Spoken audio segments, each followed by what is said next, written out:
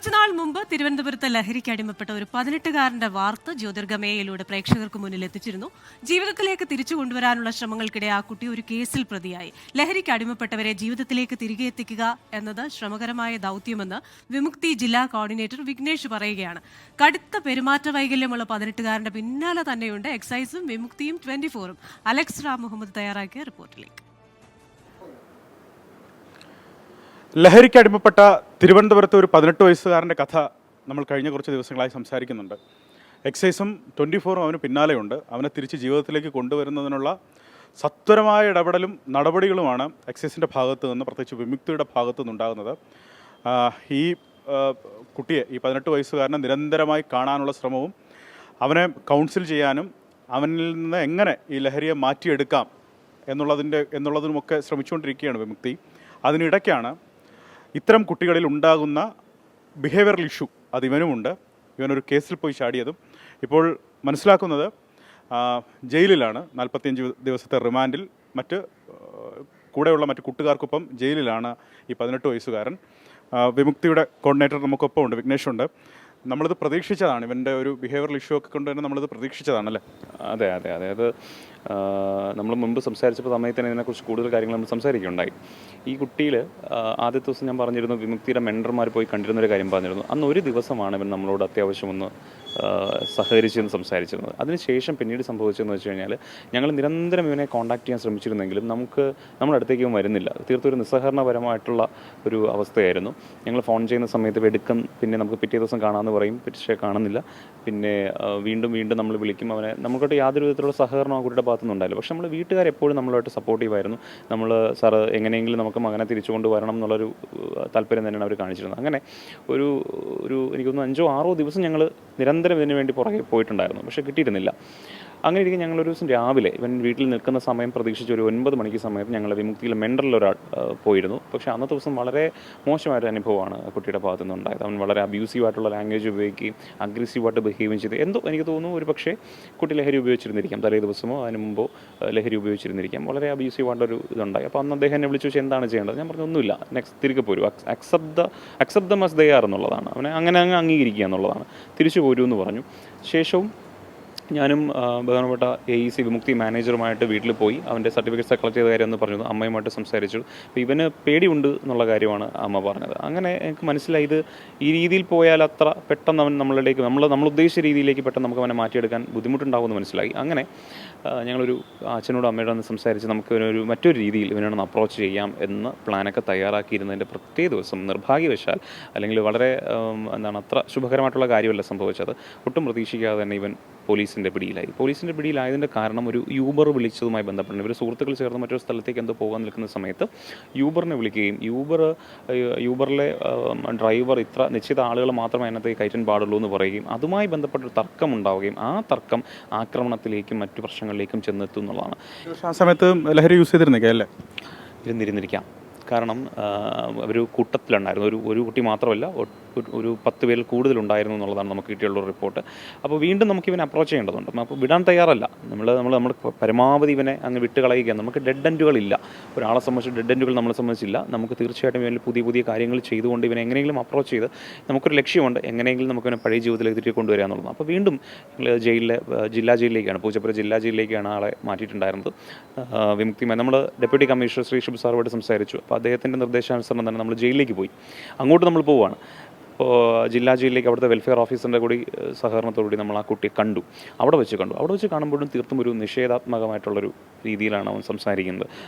ഞാനോട് ചോദിക്കുന്നുണ്ട്, നിനക്ക് സങ്കടമുണ്ടോ എന്ന് ചോദിക്കുന്നുണ്ട്. ഇവിടെ വന്ന് പെട്ടത് ഇല്ല, അവന് സങ്കടമൊന്നുമില്ല, എനിക്ക് എല്ലാവരും ഉണ്ടല്ലോ, ഇവിടെ കൂട്ടുകാരെല്ലാം ഉണ്ട്. അപ്പോൾ അത് നമുക്ക് മനസ്സിലാകും, കൂട്ടുകാരാണ് അവൻ്റെ ഒരു ലോകം എന്ന് പറയുന്നത്. പിന്നീട് വിഷമമുണ്ടോ എന്ന് വെച്ചാൽ ഇല്ല, വിഷമമില്ല. അപ്പം അമ്മയ്ക്ക് വിഷമമുണ്ടോ എന്ന് പറയുമ്പോഴും അതൊന്നും അവനെ കാര്യമായിട്ട് തൊടുന്നില്ല. അപ്പോൾ വൈകാരികപരമായി അവനെ അപ്രോച്ച് ചെയ്യുക എന്നുള്ളതൊക്കെ വളരെ അതിൻ്റെ സമയം കഴിഞ്ഞു പോയി എന്നുള്ളതാണ്. എനിക്ക് പിന്നീട് പക്ഷേ എങ്ങനെയെങ്കിലും ഇവനെ ഹുക്ക് ചെയ്യണം, നമുക്ക് ഇവനെ ചേർത്ത് നിർത്തിയേ പറ്റത്തുള്ളൂ. അതിനൊരു കാരണം വളരെ അന്വേഷിക്കുമ്പോൾ സംസാരത്തിനിടയിൽ വീണ് കിട്ടിയൊരു കാര്യം, ഇവൻ പരീക്ഷ എഴുതുന്നതിനെക്കുറിച്ച് അല്പം പ്രതീക്ഷയോടുകൂടിയും പറയുന്നുണ്ട്. അവനിനി വെളിയിറങ്ങിയതിന് ശേഷം പരീക്ഷ എഴുതണമെന്ന് പറയുന്നത്. അപ്പോൾ ഞാൻ പറഞ്ഞു തീർച്ചയായിട്ടും നമുക്ക് പരീക്ഷ എഴുതാം, നിൻ്റെ സർട്ടിഫിക്കറ്റ്സും മറ്റുമൊക്കെ ഞാൻ കളക്ട് ചെയ്തിട്ടുണ്ട്, നിനക്ക് അതിനുള്ള ഹെൽപ്പ് ചെയ്യാമെന്ന് പറഞ്ഞപ്പോൾ അവൻ അത്യാവശ്യമൊക്കെ ഒന്ന് എനിക്ക് തോന്നുന്നു അതായിരിക്കണം ഒരു പിടിവള്ളി. നിലവിൽ എനിക്ക് മനസ്സിലാക്കിയിട്ടുള്ളത് ഇവനിലേക്കൊന്ന് ചേർന്ന് നിൽക്കാൻ, ഇവനെ ചേർത്ത് നിർത്താൻ കഴിയുന്ന ഒരു പിടിവള്ളി എന്ന് പറയുന്നത് അവൻ പരീക്ഷ എഴുതാമെന്ന് പറഞ്ഞൊരു വാക്കാണ്. അപ്പോൾ അതിനെ തുടർന്ന് ഇനി മുൻപോട്ട് നമുക്ക് പോകാമെന്നാണ് വിചാരിക്കുന്നത്. ചെയ്തുകൊണ്ടിരിക്കുന്നത്. അച്ഛനും അമ്മയും ബെയിലിന് വേണ്ടി ശ്രമിക്കുന്നുണ്ട്. 2 ബെയിൽ ആപ്ലിക്കേഷൻസ് ഞങ്ങൾ കൊടുത്തു.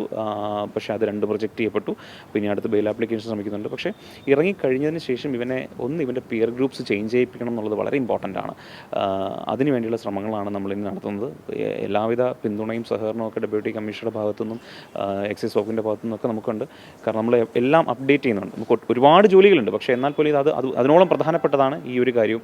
ഇങ്ങനെ സംഭവിച്ചു എന്നുള്ളത് കൊണ്ട് ഒരിക്കലും നമ്മളിതിനെ വിട്ടുകളയാനോ അല്ലെങ്കിൽ ഇത് ഇനി നടക്കില്ല എന്നൊരു കാഴ്ചപ്പാടില്ല. നമ്മൾ ശ്രമിക്കുക. ഇങ്ങനെ ലഹരിക്ക് അടിമപ്പെട്ട ഒരു കുട്ടിയെ തിരിച്ച് ലൈഫിലേക്ക് കൊണ്ടുവരുന്നതിൻ്റെ ആ വഴിയിൽ, ആ പാത്തിൽ ഇത്തരം നിരവധിയായ പ്രശ്നങ്ങളുണ്ടാകും. ഒരുപാട്. അതാണ് നമ്മൾ തുടക്കത്തിൽ സംസാരിച്ചപ്പോൾ നമ്മൾ പറഞ്ഞിരുന്നു, അത്ര എളുപ്പമല്ല. നമ്മൾ പറയുമ്പോൾ അത്ര എളുപ്പമുള്ളൊരു കാര്യമല്ല.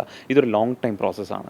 ഇവനിലേക്ക് നമ്മൾ നിരന്തരം ഇടപെടലുകൾ നടത്തേണ്ടതുണ്ട്, ഇൻ്റർവെൻഷൻസ് നടത്തേണ്ടതുണ്ട്, സർവീസ് പ്രൊവൈഡ് ചെയ്യുന്നത്. ഒരുപക്ഷെ നമ്മൾ ഈ ഇൻ്റർവെൻഷൻസ് ഒക്കെ കെട്ടിപ്പൊക്കി തിരികെ വരുമെന്നൊരു പ്രതീക്ഷയിലായിരിക്കും ചിലപ്പോൾ എല്ലാം അപ്പാടെ പൊട്ടിപ്പോകുന്നത്. നമ്മൾ വീണ്ടും തുടങ്ങേണ്ടതുണ്ട്. അപ്പോൾ ഇതൊരിക്കലും ഒരു ഭഗീരഥ പ്രയത്നം തന്നെയാണ് സത്യം പറഞ്ഞാൽ. നമ്മളത് വിടാൻ ഉദ്ദേശിക്കുന്നില്ല. ഈ പറയുന്ന ഒബ്സ്റ്റാക്കിൾസ് ഒരുപാടുണ്ട്. ഇവനെ തിരിച്ചു കൊണ്ടുവരുന്ന പാതയിൽ ഒരുപാട് പ്രശ്നങ്ങൾ ഉണ്ടായേക്കാം. പക്ഷേ അതൊക്കെ തന്നെ നമ്മളെ പ്രശ്നങ്ങളല്ല, അതൊന്നും ഡെഡ് എൻഡുകളല്ല എന്നുള്ളത്. ആ പ്രശ്നങ്ങളൊന്നും തന്നെ ഡെഡ് എൻഡുകളെ തീരുമാനിക്കുന്നു. അതിന് പിന്നിലുണ്ട്. ഉറപ്പായിട്ടും ഉണ്ടാവും. ഇതിനകത്തൊരു പരമാവധി നമ്മളിവനെ പഴയൊരു ജീവിതത്തിൽ എനിക്ക് ആഗ്രഹമുണ്ട്. ഇനിയുള്ള നമ്മുടെ ഇതിൻ്റെ ഒരു ഫോളോ അപ്പിൽ എന്തെങ്കിലും ഒരിക്കൽ ആ കുട്ടിയുമായി എനിക്ക് 24-ൻ്റെ മുമ്പിലേക്ക് അഭിമാനത്തോടുകൂടി വന്ന് നിൽക്കാൻ കഴിയും എന്നുള്ളൊരു പ്രതീക്ഷയിലാണ് നമ്മളിപ്പോൾ മുമ്പോട്ട് പോകുന്നത്. That's great. ഞാൻ മാതാപിതാക്കളോട് സംസാരിക്കുമ്പോൾ അവർ പറയുന്നത് ഈ കുട്ടിയെ ഡി അഡിക്ഷൻ സെൻറ്ററിലേക്ക് കൊണ്ടുപോകാൻ ആയില്ല, അല്ലെങ്കിൽ കൊണ്ടുപോയി കൂടെ എന്നവർ ചോദിക്കുന്നുണ്ട്. അപ്പോൾ അതിൻ്റെ ഒരു ടൈം ആയോ?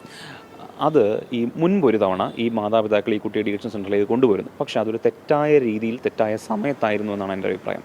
കുട്ടിയുടെ താല്പര്യം അവർ പരിഗണിച്ചിരുന്നില്ല. കുട്ടിക്ക് ആ ഒരു സംഭവം ഉണ്ടായതിനെ തുടർന്നാണ് മാതാപിതാക്കളോടൊരു ദേഷ്യം, അമിതമായ ദേഷ്യമാണ്. അവനെ നിർബന്ധിച്ച് ഫോഴ്സ് ചെയ്ത് കൊണ്ടുപോയി എന്നുള്ളത്. നമുക്ക് ഏതൊരു ഡീഅഡിക്ഷൻ സെൻറ്ററിലേക്കോ അല്ലെങ്കിൽ ഡീഅഡിക്ഷൻ ചികിത്സയിലേക്ക് കൊണ്ടുപോകുന്നതിന് ഏറ്റവും പ്രധാനം ആ വ്യക്തിയിലുണ്ടാകുന്ന ഇൻസൈറ്റ് വളരെ പ്രധാനമാണ്. എനിക്കിത് മാറ്റണം എന്നൊരു ചിന്ത ആദ്യം അവിടെ ഉണ്ടാക്കിയെടുത്തതിന് ശേഷമാണ്. എല്ലാ കേസുകളും അത് പോസിബിൾ ആണോ എന്നില്ല, പക്ഷേ മെജോറിറ്റി ഓഫ് കേസുകളിൽ അത് വളരെ ഇമ്പോർട്ടൻ്റ് ആണ്.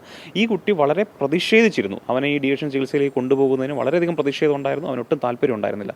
ആ താല്പര്യങ്ങളൊന്നും വകവയ്ക്കാതെ അവനെ ഫോഴ്സ് ചെയ്ത് കൊണ്ടുപോയപ്പോൾ സ്വാഭാവികമായും അവന് ഇഷ്ടമല്ലാത്തൊരു കാര്യത്തിന് നിർബന്ധിച്ച് അവൻ്റെ മാതാപിതാക്കൾ അവൻ ശത്രുപക്ഷത്തായി.